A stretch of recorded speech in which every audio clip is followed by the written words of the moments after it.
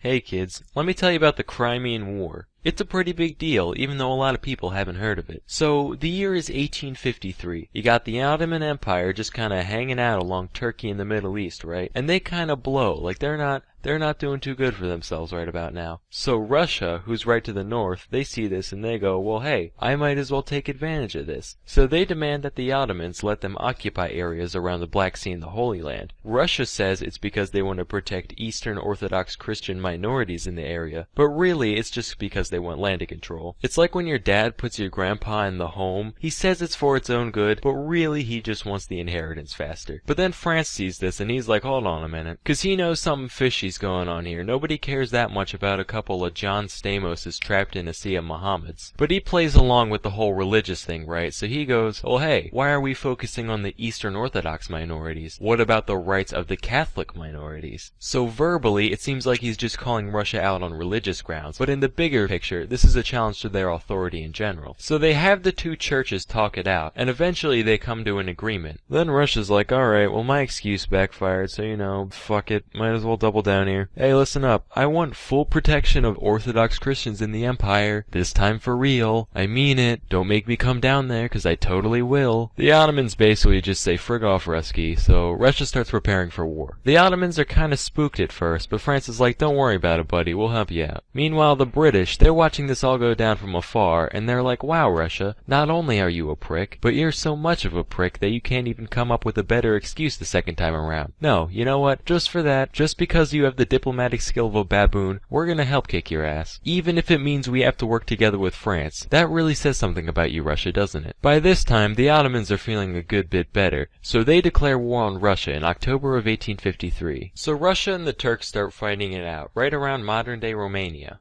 And then France and the UK are like, oh yeah, I guess we should start sending troops over. But by the time they get to Eastern Europe, the Russians are already on their way out. All that's there is the Ottomans just standing there all sweaty like, wow, thanks for the help, dicks. France and Britain are like, yeah, our bad, we should really get it together here. Then they both look at a place called Sevastopol. And Sevastopol's a big deal. It's the main Russian port on the Black Sea. They've got a ton of troops there, and without it, they'd basically be boned. So France and Britain look back at the Ottomans like, alright man, we're gonna make up for the fact that we took so long to get here, and we're gonna go straight for the heart. So around September of 1854, they go to Sevastopol and they try to take it, but they end up in a stalemate with Russian forces for about a year. This is known as the Siege of Sevastopol. And this is where things really just start sucking for everybody involved. For the Allies it sucked because their supply lines had to travel such a huge distance. For Russia it sucked because their supply lines were blocked off by the Allies. So they don't have much by way of supplies, but at least they're healthy, right? Nope.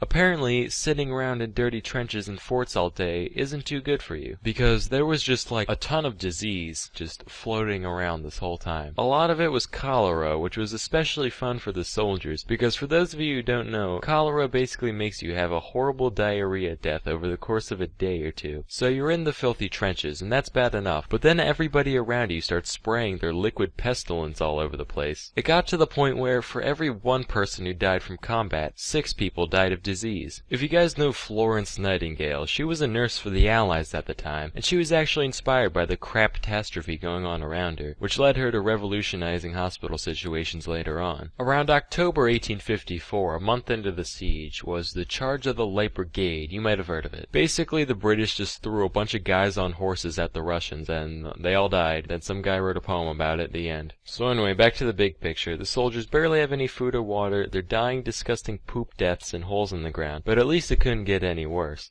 But then winter came and, wouldn't you know it, it got even worse. Because now they're freezing to death too. And then winter ends and they're still fighting, but, you know, not as cold. Also at one point, Greece just kinda shows up like, man, a lot of shit going down here. Might as well take advantage of this. Start, rescuing some Orthodox Christians of my own, quote unquote. But then both sides are like, shut up Greece, adults are talking, go make some baklava, and he's like, alright, fair enough. Anyway, though, back to Sevastopol. So spring turns to summer, they're still fighting, things still suck, and it keeps going until September of 1855. So finally, Russia's like, alright, well this really just blows chode, so I guess I'm gonna cut my losses here. Just take Sevastopol, the whole place is bombed to shit anyway, I'll tone down the Near East shenanigans, whatever you want. And the Allies respond, well Russia, you're still a dick, but we're gonna have to concur on your first point. There are copious amounts of of chode being blown at the moment, so we're gonna accept your surrender. So they signed the Treaty of Paris on the 30th of March 1856. Yeah, apparently there's been a bunch of treaties of Paris over the years. Don't worry about it. So that's the Crimean War, kids. Hope you learned a thing or two. Till next time, I'm Sam and Nella, and thank you for watching.